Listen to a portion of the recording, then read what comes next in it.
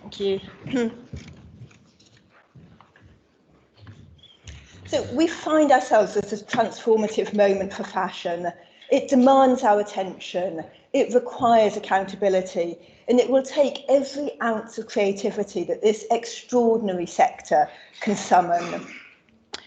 2 weeks ago, Vogue Business asked, can 2024 deliver radical change for the fashion industry? So my slides don't seem to be moving on.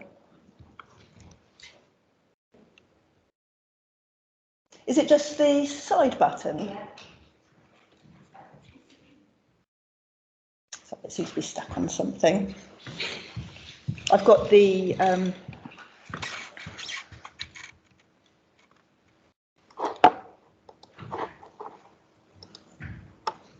great. Thank you. So 2 weeks ago, Vogue Business asked, can 2024 deliver radical change for the fashion industry, stating that sustainability efforts have for too long focused on incremental change at the expense of systemic transformation. And I got to thinking about what radical really means. The word comes from the Latin radicalis, which simply means something with roots, fundamental to or inherent in the natural processes of life. Radical is about going deep to the root of the matter, as well as spreading out through living systems, interweaving, becoming part of an interconnected web.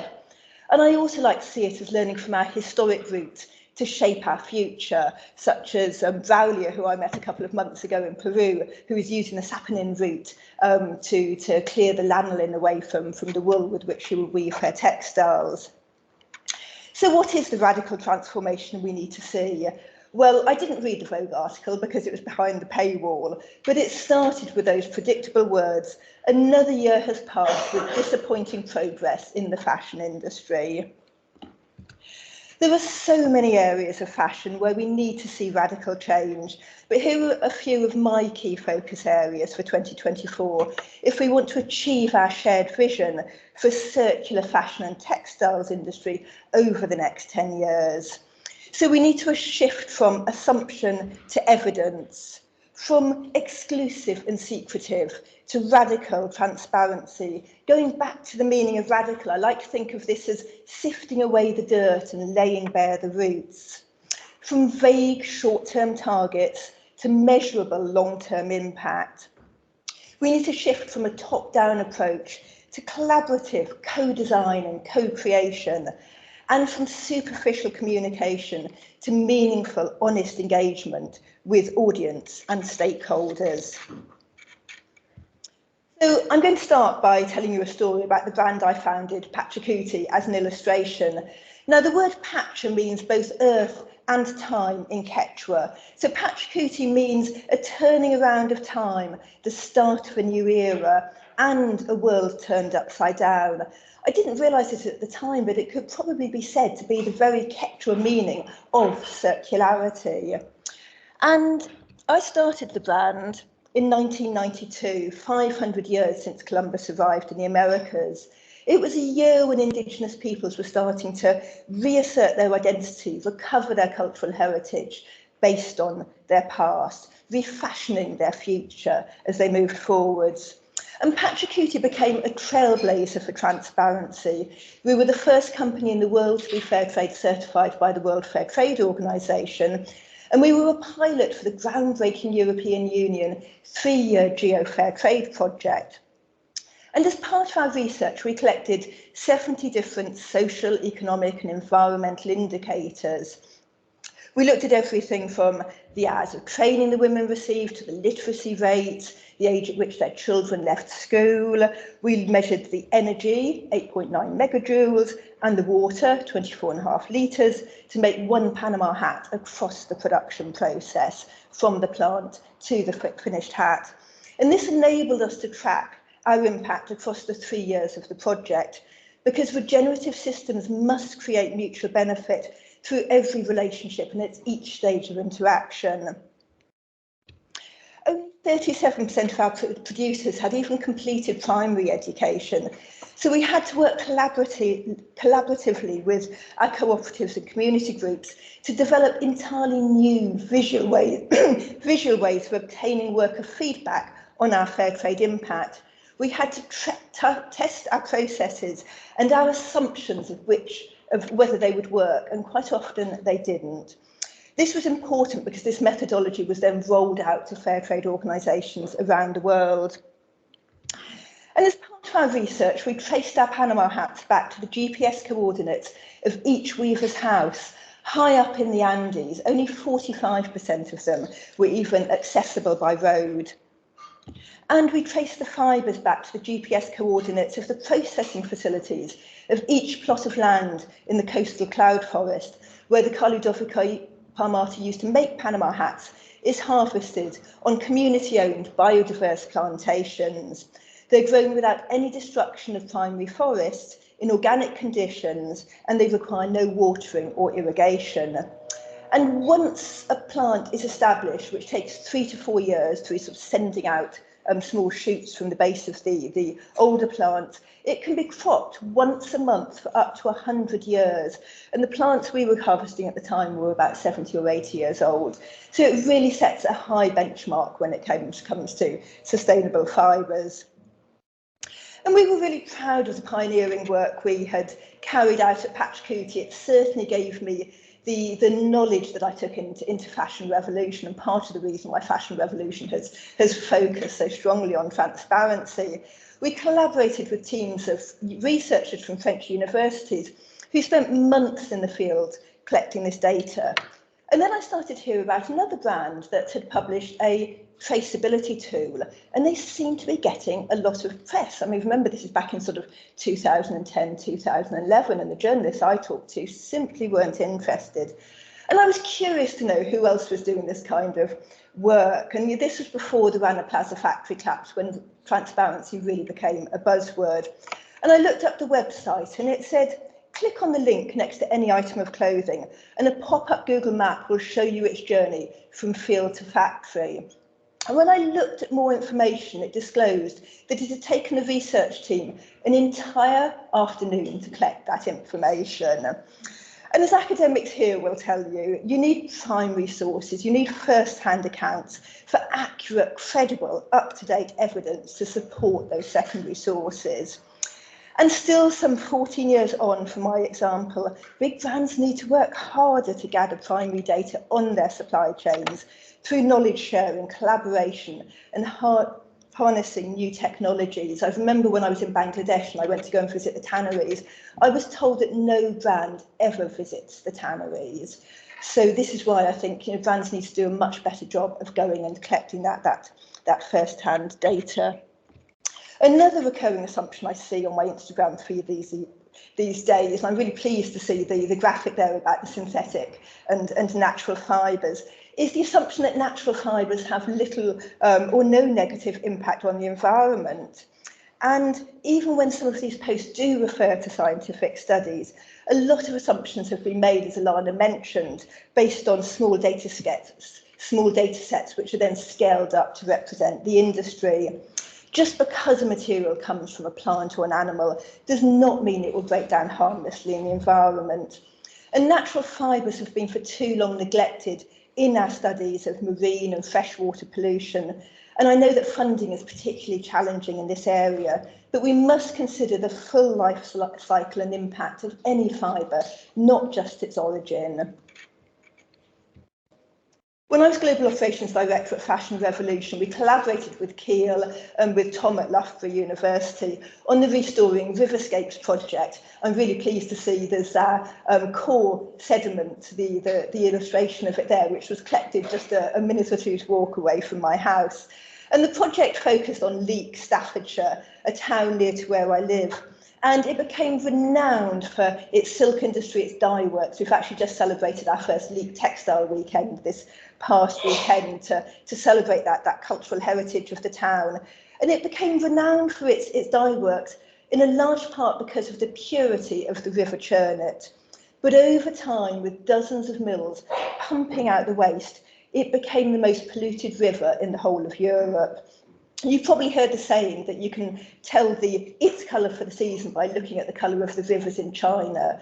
Well, my friend Geoffrey, who's a dye works apprentice in 1955, aged 15, told me how that river used to change colour 3 times a week, depending on the colour pumped out by the dye works upstream.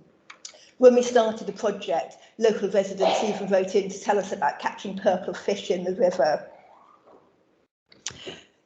Embarked on the Restoring Riverscapes project, I was well aware of the scale of ocean plastic pollution, having joined the all-women multidisciplinary crew of X Expedition. It was supposed to be part of a round-the-world voyage, but it got scuppered by COVID. But we set off in February 2020 to sail 2,000 miles from the Galapagos Islands to Easter Island, the remotest inhabited island in the world, carrying out scientific research along the way. So I knew about the plastics. I knew that in this pristine water, which looked like there could be no plastic in it, I knew we were finding 30, 40, 50 pieces of plastic and fibre in every manta trawl, and those were just the ones we could see with the naked eye.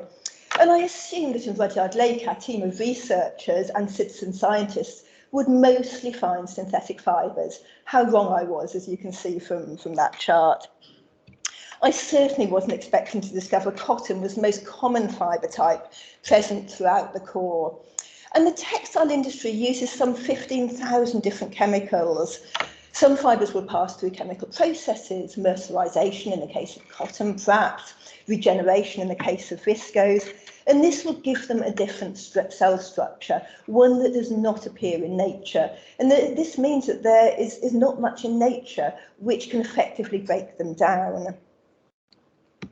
Further modification will also occur through chemical treatments such as bleaching, dyeing, the application of repellents, flame retardants, softeners, antimicrobials. And all of this chemical processing is meaning that these so-called natural fibres do not simply disappear in nature. And scientific studies have shown them to account for 70%, in some cases 80%, of all of the fibres that are being found in samples collected from freshwater, marine waters, animals and the atmosphere, echoing our findings in Rudyard Lake. As our team of citizen scientists began looking down their microscopes, it became very apparent that most of the fibres we were seeing were blue or black in colour, begging the question, was it the dyes or the dye processes that prevented the fibres from breaking down? I've recently returned from a 2-month Churchill Fellowship to Latin America, researching plant fibres and dyes. I went to Los Nacimientos, which is one of just 2 certified organic indigo farms in the world. Jeans are the most commonly worn item of clothing, and I couldn't help wondering if those fibres in the mud in Lake Rudyard had been dyed with organic indigo from Los Nacimientos, would they still have been there 20, 30, 40 years later? I tried to find some kind of a study comparing the rates of degradation between materials dyed with organic indigo and synthetic indigo, and I couldn't find anything, so there's a research gap. And as an aside, when I was in Peru, I was researching native coloured cotton. This is an incredible cotton. It grows in beige and brown and yellow and pink and green.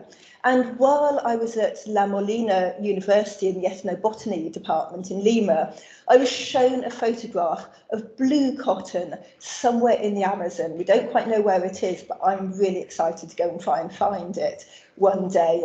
I also went to visit the Inesha community in the Peruvian rainforest, and they told me that the Sabias in the community remembered their ancestors growing black cotton. One of them remembered her grandmother weaving naturally coloured black cotton. So solutions are out there. I began to imagine a world where we didn't even need to dye our clothes.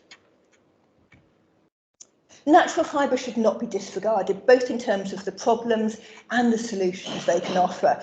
But we must fill the knowledge gaps to understand how such fibres are transported and the rate and fate of any chemical pollutants they carry.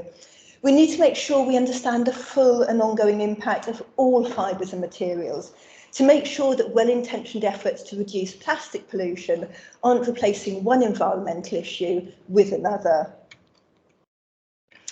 Much of the time, we simply don't know what chemicals are being used on our clothing, which is one of the main reasons Fashion Revolution has been pushing for greater transparency, asking the questions, who made my clothes and what's in my clothes? Which brings me to the next shift we need to see. From working secretively to radical transparency. As you can see in this slide, the word transparency is getting a lot of traction these days, but progress on disclosure is too slow and too shallow. And here it's important to say that transparency is only a means to change. It's not the end game. What it does is helps to reveal the structures that are in place so we can better understand how to change them. At League of Artisans, the new organisation I've co-founded, we've been working on a report on artisan visibility in fashion and homeware supply chains, because we know that a lot of brands, particularly in the luxury sector, have been quietly depending on artisans, particularly in countries like India, while offering very little in the way of employment protection. And I was truly astonished to find that a lot of these brands didn't showcase anything about artisan production processes on their websites, even in the countries like France and Italy, where you would think they would be celebrating their producers. And this isn't radical transparency. Acknowledging the contributions of the artisans on whom your brand depends is just basic respect.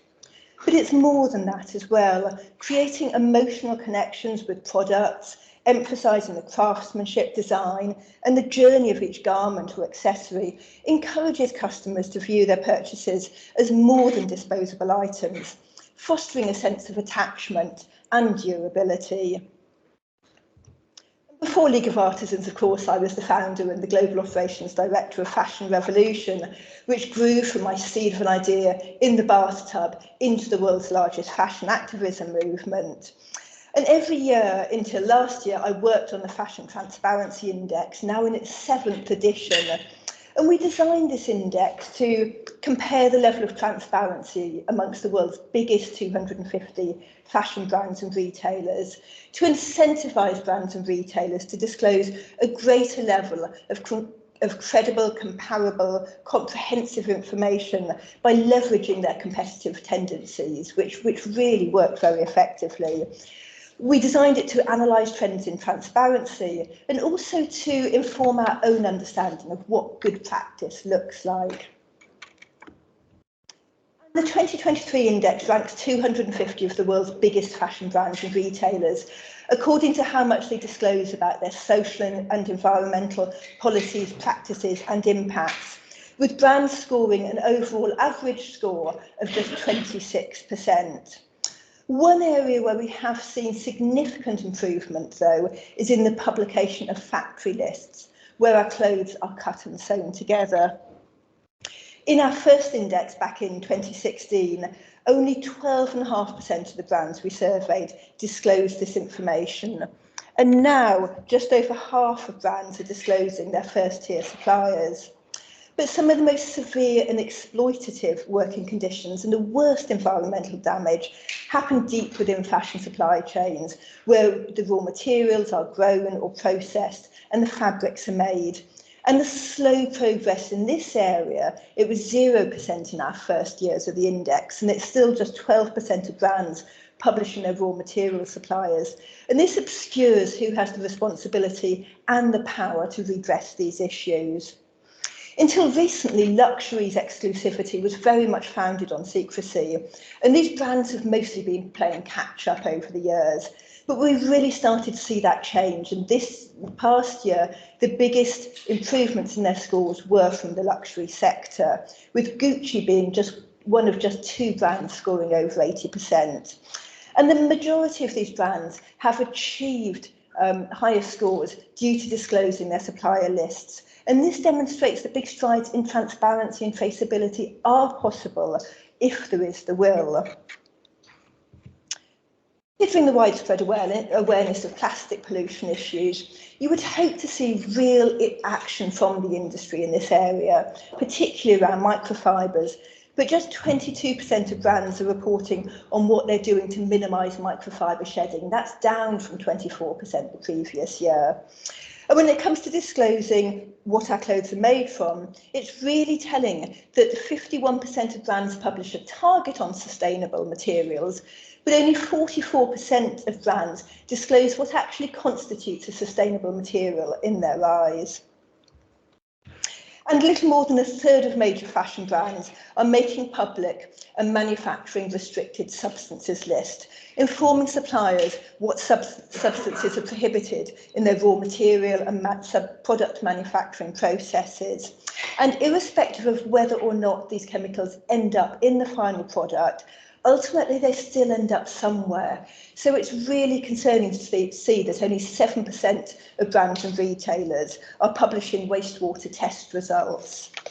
If the fashion industry wants to drive sustainability, it must start to understand the true value of all materials, which should be mindfully designed and redesigned and recuperated as a valuable resource. Next shift is from vague short-term targets to measurable long-term impact. When it comes to definitions, impact is something of a slippery word. I'm sure we're going to get into that later today. Coleridge was the first person to use it in a figurative sense, meaning forceful impression. What imprint is fashion making on the real world, for good or otherwise? For too long, fashion has hidden beneath generalised claims, boasting about their business values and positive progress without sharing much about the things that go wrong, the systemic challenges that brands face, and the honest results of their efforts to protect human rights and the environment. 9% of all green claims by European and UK fashion brands are misleading or unsubstantiated, according to research by Changing Markets Foundation. We need to set out the new ground rules of marketing, a process that will be accelerated, hopefully, by laws like the UK's Green Claims Code, which sets the guidelines for environmental marketing claims, and the new anti-greenwashing directive, which was signed off by the European Union last week. Brands making unsubstantiated claims are not only misleading their customers, who are trying really hard to make the right choices, but they're also compromising their hard-won reputations. It takes minutes to lose a customer, and it can take years to rebuild their trust. Rather than cultivating eye-catching headlines, if we are to meet climate change targets, brands must invest in developing genuine, measurable baselines and targets, backed by verifiable data that considers the full life cycle of clothing and its impact throughout the value chain to absolute end of life, encompassing ecological fate. What are your targets? How did you set them? How do you plan to measure them? How do you plan to meet them? How are you measuring them? Are they independently verified? And where are you disclosing your progress? These are the questions brands and retailers need to answer. To go back to my earlier analogy, fashion must prioritise healthy roots, not just pretty flowers, because when you examine them more closely, some of those blooms might just turn out to be fakes. And we need to shift from a top-down approach to collaborative co-design. Not only is co-design crucial to driving widespread reform, it will also help to address the fragmented and siloed measures preventing comparability, which is one of the goals of the Impact Plus project. I'm particularly excited about one of the projects League of Artisans is working on in the year ahead, a British Council-funded toolkit to reduce the exposure of micro-businesses and women-led creative enterprises to climate-related disasters, making sure they are climate prepared and helping them to recover and strengthen post-disaster. Our approach is not expert-led or top-down. Outputs will be gathered through creative dialogue, through knowledge collection and sharing, founded on the premise that artisans are the best teachers. Documenting experiences from the Philippines and beyond, pre- and post-disasters, We will incorporate artisans' experiences into needs assessments and share successes from other global communities with the aim of replicating good practice. Moving forward, we're also looking for funding to translate these very localised toolkits to other countries, drawing on other communities' lived experiences. Co-design is particularly important when it comes to consulting with suppliers in the establishment of climate-related targets. The fashion industry's top-down approach to sustainability solutions means it is setting science-based targets without consideration of feasibility and context, too often placing the responsibility for fixing fashion on its suppliers. The industry must work together across all areas and with outside specialists to enact meaningful change. No single part of the sector can make a big enough impact to transform the system on its own. Fashion brands need to partner with suppliers, retailers, academics, investors and tech experts to accelerate this transition, innovating and investing together to tackle the unsolved challenges in fashion's value chain. Rather than focusing on how to force others to change their ways, brands should ask how we can co-create a system actually capable of achieving climate goals. The Transformers Foundation has a really excellent report towards a collective approach, rethinking fashion's doomed climate strategy. And it takes a critical look at the challenges within the fashion sector's climate initiatives, suggesting a collaborative approach to tackling decarbonisation. Attention needs to shift away from target setting and towards finding ways to transform the whole financial, cultural and social environment, tackling inequalities along the way. This is what will enable climate action and, yes, reaching targets to happen. The final shift is from superficial communication to meaningful, truthful engagement. John Steinbeck once said, "I do wonder if there will come a time when we can no longer afford our wastefulness." I love this quote. I mean, this time has clearly come. And while our minds are probably busily applying this line to products, to resources, I also like it to think of applying it to words.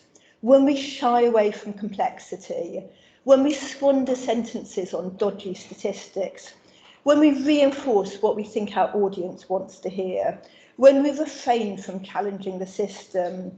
Used well, words can challenge dominant mindsets, but we have to start engaging on a deeper level. This is why we need up-to-date, accurate information to be made available to journalists and in the advocacy space, where communications can often be vague and sometimes frankly misleading. Publishing industry reports and research findings in accessible formats, which aren't behind a paywall, could help to build industry-wide knowledge. This would be particularly helpful for NGOs who have vital challenges for sharing such knowledge with the public, but they're often time poor and often don't have the funds to access reports which are behind paywalls. Helping organisations stay up to date with current research, ideally through a collaborative, easy information sharing platform such as a collective wiki, would really help to prevent that ongoing spread of industry fictions being presented as truth. When it comes to communication, we tend to hear a lot about the problems and not enough about solutions. Radical visions of what the world would be like if things were done differently, in more circular, cooperative, regenerative ways. As I mentioned, I've just come back from my incredible 2-month research Churchill Fellowship, and I spent days in laboratories where they were developing biomaterials. I spoke to researchers crossbreeding native plants like the henequen you can see here in the Yucatan, trying to increase the fibre staple length and looking at plants which are going to grow better in the Yucatan's rocky soils. I visited remote communities high in the Andes who are using invasive species to produce plant dyes. I met a woman spinning kapok, which most people say can't be spun. The kapok, or the sabre, is an incredible tree. It produces 40 to 50 kilos of fibre a year, and it thrives in dry years. I'm really excited to finish writing up my research report next month and start to share some of these solutions with the industry. I'm often asked whether I'm optimistic about the future of fashion. As a fashion designer turned activist, I've never shied away from change. It is, of course, the very meaning of the brand Patrick I started back in 1992. The world's turned upside down, remaking the world, starting over with a blank page of possibility. Regenerative systems, radical transformation, I truly believe we can get there, but it will require a new mindset, a new era interwoven with respect for culture, craftsmanship, and the people and places that surround us near and far. A new way of working that values multiple perspectives, acknowledging the connection between all living things. A new narrative in which fashion will not be the root of the solution, but a new narrative in which fashion will not be the root of the problem, it will help to grow the solution. Thank you.